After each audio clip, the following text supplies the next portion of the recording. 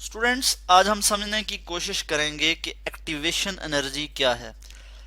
इसको मैं आपको बताता चलूं कि कोई भी रिएक्शन होने के लिए ज़रूरी है कि रिएक्टेंट्स जो है वो रिएक्ट करें।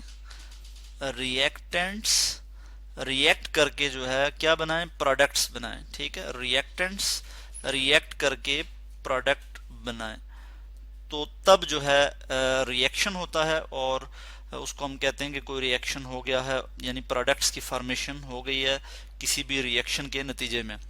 तो रिएक्टेंट्स को रिएक्ट करके प्रोडक्ट की फॉर्मेशन के लिए किस चीज़ की ज़रूरत होती है। रिएक्टेंट्स में बेसिकली क्या होते हैं कि रिएक्टिंग पार्टिकल्स होते हैं। मैं लिख लेता हूँ रिएक्टिंग रिएक्टिंग पार्टिकल्स, और वो रिएक्टिंग पार्टिकल्स हम लिख सकते हैं यहाँ पे जैसे एटम्स, आयंस या फिर मॉलिक्यूल्स। ठीक है जी, एटम्स, आयंस आयंस या फिर हम कहते हैं मॉलिक्यूल्स। मॉलिक्यूल्स ये जो हैं ये क्या हैं जी, यानी हम कहते हैं कि रिएक्टिंग पार्टिकल्स में ये चीज़ें हो सकती हैं, एटम्स, आयंस या फिर मॉलिक्यूल्स। आयंस हम कहते हैं कि जब भी कोई एटम इलेक्ट्रॉन लूज करता है या गेन करता है, उस पर या पॉजिटिव चार्ज होता है या नेगेटिव चार्ज होता है, तो उसको हम आयन कहते हैं। और मॉलिक्यूल क्या होता है कि कोई atoms combine to form molecule. ठीक है, एटम दो या दो से ज्यादा एटम आपस में मिलकर मॉलिक्यूल बनाते हैं। तो जो रिएक्टिंग पार्टिकल्स हैं उनको जो है प्रोडक्ट वो जो रिएक्टिंग पार्टिकल्स हैं, यानी जो रिएक्टेंट्स के रिएक्टिंग पार्टिकल्स हैं जो रिएक्ट कर रहे हैं और प्रोडक्ट की फॉर्मेशन हो रही है, तो उनके लिए ज़रूरी है कि वो कोलाइड करें। COLLID, उनके लिए क्या ज़रूरी है कि वो कोलाइड करें। जब वो कोलाइड करेंगे यानी कोलियन होगा जब उनका, तो वो कोलियन दो तरह का हो सकता है। COLLISION, वो कोलियन जो है वो दो तरह का हो सकता है, या वो कोलियन इफेक्टिव होगा या फिर वो इनइफेक्टिव कोलियन होगा। ठीक है, इफेक्टिव कोलियन और इनइफेक्टिव कोलियन, इस पे हम बात करेंगे। Effective, EFFECTIV, effective collision. Collision को मैं यहीं से कॉपी करूंगा कि इफेक्टिव कोलियन जी। ठीक है, और दूसरा जो कोलियन होगा हमारे पास वो हम देखते हैं कि इनइफेक्टिव कोलियन भी हो सकता है। तो मैं यहाँ पे लिख लूंगा इनइफेक्टिव कोलियन। इफेक्टिव कोलियन क्या होता है और इनइफेक्टिव कोलियन क्या होता है, इस पे हम बात करते हैं। अगर पार्टिकल्स आपस में रिएक्ट करें, आपस में कोलाइड करें और कोलियन जो है वो इफेक्टिव हो, ठीक है, इफेक्टिव कोलियन हो, तो उस सूरत में जो है वो रिएक्टेंट्स जो है वो प्रोडक्ट की फॉर्मेशन करते हैं या रिएक्टेंट्स रिएक्ट करके प्रोडक्ट बनाते हैं। अगर इनइफेक्टिव कोलियन होगा तो प्रोडक्ट की फॉर्मेशन नहीं होगी। इफेक्टिव कोलियन किस तरह से होगा कि इफेक्टिव कोलियन को होने के लिए कुछ एनर्जी चाहिए। ठीक है जी, एनर्जी चाहिए, वो मिनिमम अमाउंट ऑफ एनर्जी जो इफेक्टिव कोलियन को होने के लिए चाहिए होती है उसको हम कहते हैं एक्टिवेशन एनर्जी। ठीक है जी, the minimum amount of energy, the minimum amount of energy, amount of energy required for effective collision या for successful कोलियन। required for successful कोलियन, मैं लिख लेता हूं successful कोलियन। ठीक है, सक्सेसफुल कोलियन को होने के लिए जो एनर्जी चाहिए होती है उसको हम क्या कहते हैं, activation energy. COLLISION, successful collision. तो वो जो मिनिमम अमाउंट ऑफ एनर्जी जो कि इफेक्टिव कोलियन के लिए जरूरी है, इफेक्टिव कोलियन के लिए चाहिए होती है, उसको हम क्या कहते हैं, हम कहते हैं एक्टिवेशन एनर्जी। एक्टिवेशन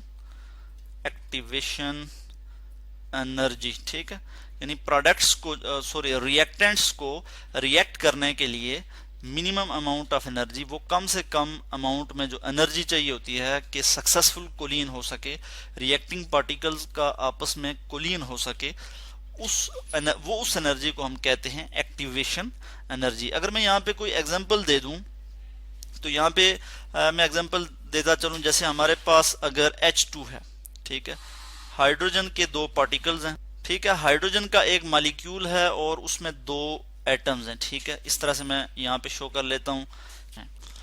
दूसरी तरफ हमारे पास क्लोरीन है, क्लोरीन Cl। क्लोरीन का एक मॉलिक्यूल है, इसमें 2 क्लोरीन के एटम हैं।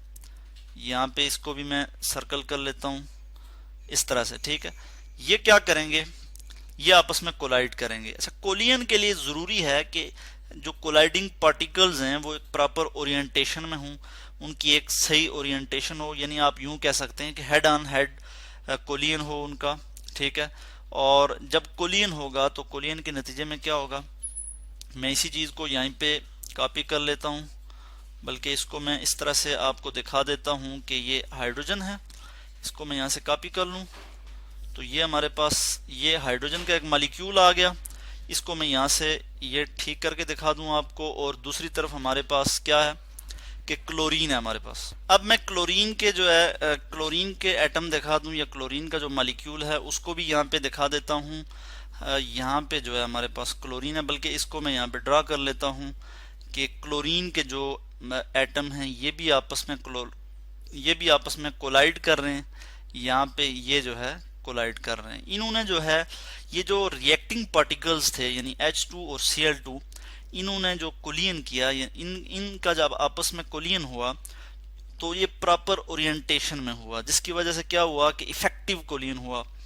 और इस इफेक्टिव कोलियन के नतीजे में क्या हुआ कि हमारे पास जो है वो प्रोडक्ट आ गया। और प्रोडक्ट में हमारे पास क्या है कि इसको मैं यहाँ पे नीचे करके शो कर लेता हूँ और यहाँ पे मैं स्क्रॉल कर लेता हूँ कि यहाँ पे हमारे पास जो है वो प्रोडक्ट की फॉर्मेशन हो गई। यहाँ पे क्या हो जाएगा, मैं इसको यहाँ पे शो कर लेता हूँ H, इसी तरह HCl, H और C को मैं इसी कलर में लिख लेता हूँ HCl। और यहाँ पे कितने HCl हैं, 2 HCl हैं, तो यहाँ पे मैं इसको यहाँ पे 2 HCl जो है यहीं पे शो कर लेता हूँ। इसी को कॉपी कर लेता हूँ कि रिएक्शन के नतीजे में हमारे पास क्या चीज़ आ गई, प्रोडक्ट में क्या चीज़ आ गई, 2 हाइड्रोजन क्लोराइड के जो है मॉलिक्यूल आ गए, 2 HCl जो है वो हमारे पास आ गए। तो इस तरह से इस कोलियन के लिए, सक्सेसफुल कोलियन के लिए हमें जो एनर्जी चाहिए थी उसको हमने कहा कि वो एक्टिवेशन एनर्जी है। एक्टिवेशन एनर्जी की वजह से ये जो है कोलियन जो था वो सक्सेसफुल कोलियन हुआ और जो है प्रोडक्ट की फॉर्मेशन हुई। अगर इस केस में एक्टिवेशन एनर्जी यहाँ पे ना होती तो इफेक्टिव कोलियन ना होता, बल्कि इनइफेक्टिव कोलियन होता और प्रोडक्ट की फॉर्मेशन फिर ना हो पाती। एक्टिवेशन एनर्जी का जो कंसेप्ट है वो ये है कि जो अगर रिएक्टिंग पार्टिकल्स के पास इनफ एनर्जी है तो वो प्रोडक्ट की फॉर्मेशन करेंगे। अगर उनके पास एनर्जी नहीं है तो वो प्रोडक्ट की फॉर्मेशन नहीं कर सकेंगे और इनइफेक्टिव कोलियन होगा। तो इफेक्टिव कोलियन या सक्सेसफुल कोलियन के लिए वो कम से कम वो मिनिमम अमाउंट ऑफ एनर्जी जो कि सक्सेसफुल कोलियन के लिए ज़रूरी है, रिएक्टिंग पार्टिकल्स को सक्सेसफुली कोलाइड करने के लिए ज़रूरी है, उस एनर्जी को हम कहते हैं एक्टिवेशन एनर्जी।